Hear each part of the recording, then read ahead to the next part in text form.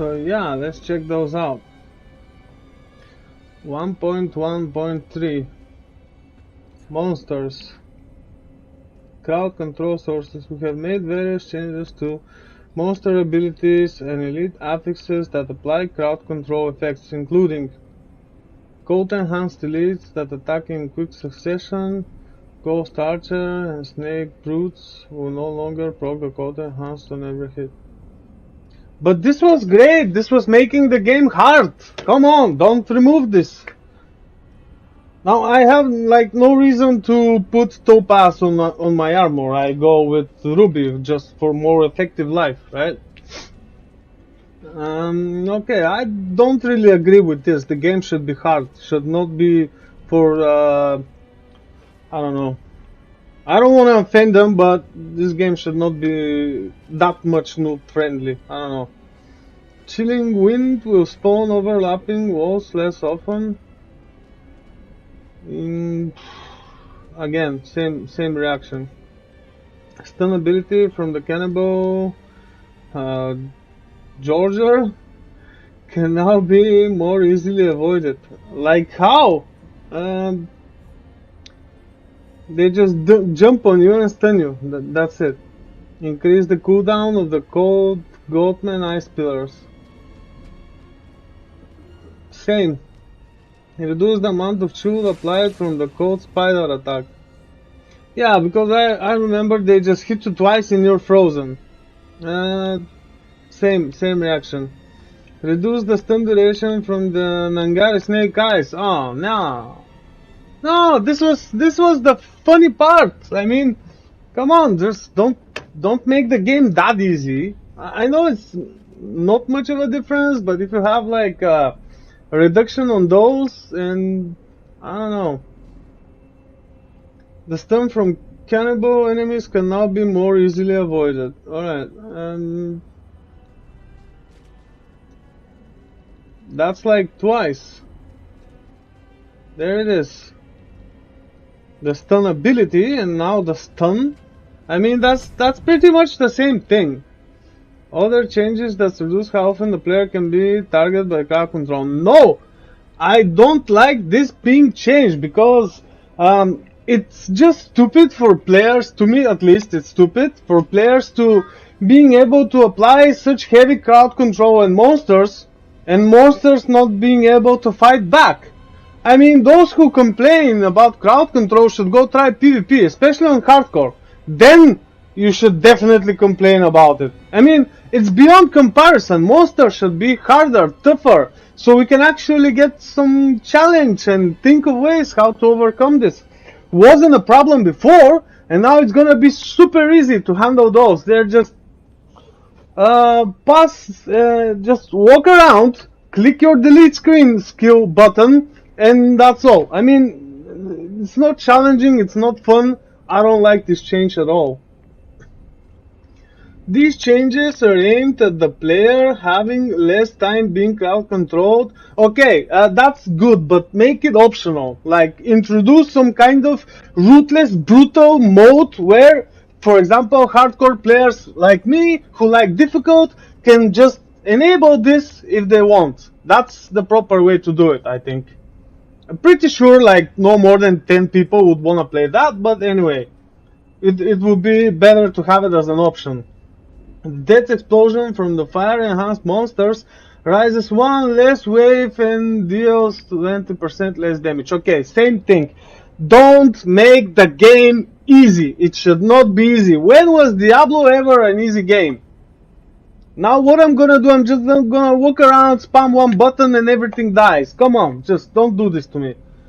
The damage from the bloated corpse fiend's charge attack has been reduced. Okay, too much noob friendly, I think. Miscellaneous. Affixes on items will now sort consistently. What? We're adjusting how affixes are displayed on item tooltips in Season of Blood. This change will lay the foundation for our ongoing work of making random affixes easier to compare. What the fuck did they mean here? I mean, How? Easier how? Just explain. Sort consistently. What do you mean? The seasonal and my class filters in the Codex of Power menu. Now remember the setting. Oh yeah, finally something good.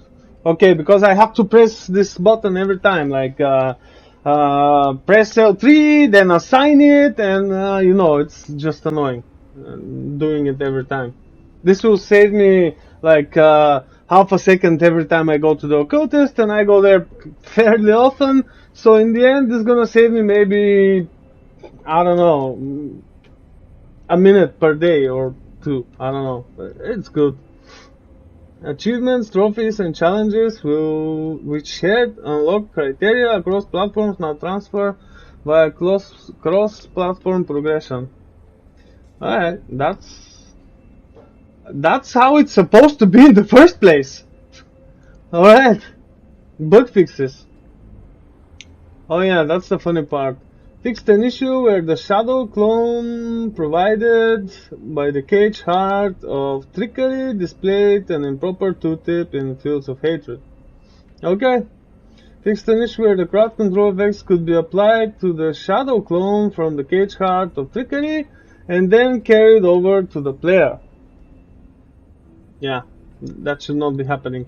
Fixed an issue where the cage heart of calculated would not trigger its stun effect if the cast skill was imbued. Again, rogue stuff, only rogue stuff. Fixed an issue where monsters could open the door to the chamber where Varshan is encountered. Oh yeah, really? For real? That was a bug? Oh wow, amazing. And speaking of imbued, right? I remember some players mentioning Thorn's damage not working with any skill of Rogue. Well, of course it will not work if you don't deal direct damage, right? It only works for direct damage, meaning not over time. If you imbue, you do damage over time, so it doesn't work. Fixed an issue where the Echo of Varshan quest would not be completed after defeating Varshan if the player previously died to him. Doesn't apply to me, I play hardcore, if I die I start over, so yeah. Fixed an issue where completed season journey objective displayed in the recently completed section of the challenges menu. What?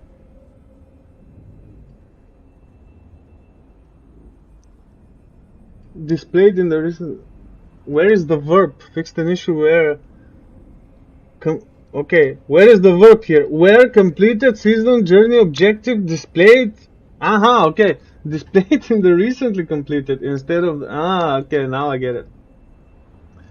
Okay. Fixed an issue where the rewards for defeating Varshan the first time wouldn't go to the player stash if they were missed. Probably it's about legendaries. Fixed an issue where the Echo of Varshan did not have a guaranteed legendary drop chance after level 35. Yeah, makes sense, or the above one as well. Fixed an issue where Cormont, this is the new NPC for the Season of the Malignant, would not appear after defeating Varshan during the Cold Hard Truth quest if the party leader was killed during the fight. Right, I mean, I'm so self-found, again, doesn't apply to me. But it's weird to find out this was a bug. Okay, let's check out gameplay changes. When the following skills and powers were applied by a player on a monster, other players were unexpectedly able to benefit from that effect. The issue has been fixed. Skills and passives. What?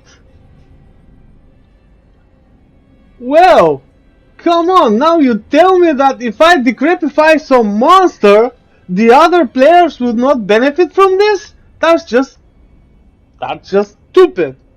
About Shadow Blight and Twisting Blades and Shatter, okay, but decrepify? Like, let's look back. For example, in Diablo 3, in Diablo 2, if you decrepify a monster, they are decrepified for everyone, not just for you. This is not a world view. This is a curse. It applies on the mob, right? And if you're in a party, you should see the mob as decrepified and get the bonus. This is, I think that's just stupid bullshit right there. They should revert this back at least for decrepify. Doesn't make any sense. Decrepify, for those who don't know, don't play Necromancer, it reduces the damage of the mob. The higher level, the more damage reduced, and also slows them. Again, the higher level, the more damage reduced. And this is a huge problem for Necromancers in group play. Oh wait, Necromancers don't play group play. Of course they won't. They are slow, they're clunky, nobody likes them. So yeah, I guess maybe that justifies it. In a way, in a stupid way. Paragon nodes and glyphs. Alright, let's see. Benefit from that effect? How? How would anyone benefit from hemorrhage effect? Does it fortify them? What? What was the problem? They didn't specify. Exploit weakness, revenge, dominate, fang and claw, again, about amplify glyph, what's the deal? About the amplify glyph, I get it. Right? I get it. It should apply to you and your minions, but not to other players. But decrepify itself, this should be reverted. This is unheard of. I don't know.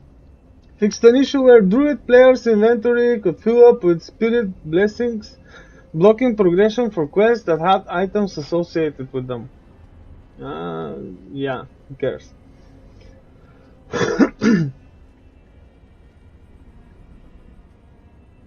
Wow. Fixed an issue where players could lose aberration cinders upon entering a cellar. That was a problem? Oh wow. Fixed an issue where players could become temporarily stationary when trying to evade immediately after casting a channeled spell.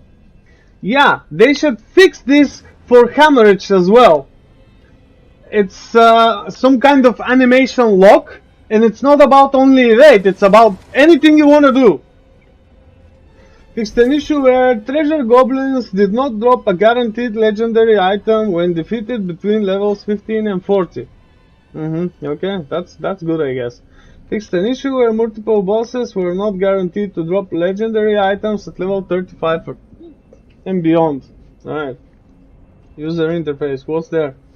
Fixed an issue where the disbanding of a clan prompt directed the player to enter the clan's name instead of using a provided code. Okay, yeah. Fixed an issue where the quest marker for searching the records room during the answer in the ashes quest wouldn't disappear after advancing past the objective. Wow.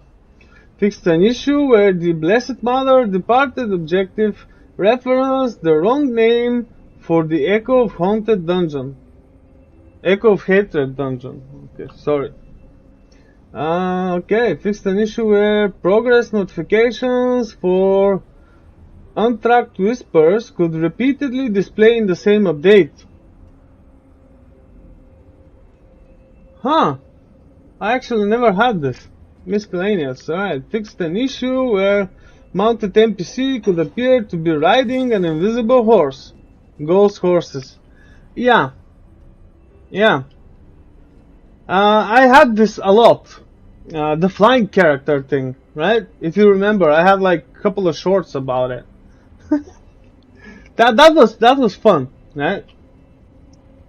Fixed an issue where classes that can't equip daggers could equip the skeleton key, the dagger rewarded for completing the Dead to Rise quest. What characters can't equip daggers?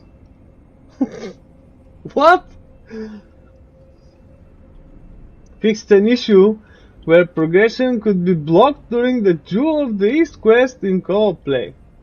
Alright. Fixed an issue where the Spirit of the Last Groove Druid class quest could have its progression blocked if the player joined the party after activating the last stone. That's just too conditional.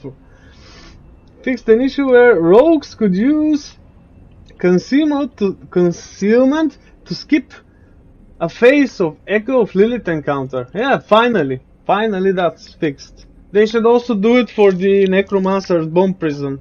Because you can skip phase with the Necromancer's Bomb Prison. If you just put it on top, like where the triangle is. Anyway. Various performance and stability improvements across all platforms. So, yeah, alright folks, I guess that sums it up. I'll cut this in a video after I finish streaming, so you can review it later with me if you want. Alright, let's get back to the game now.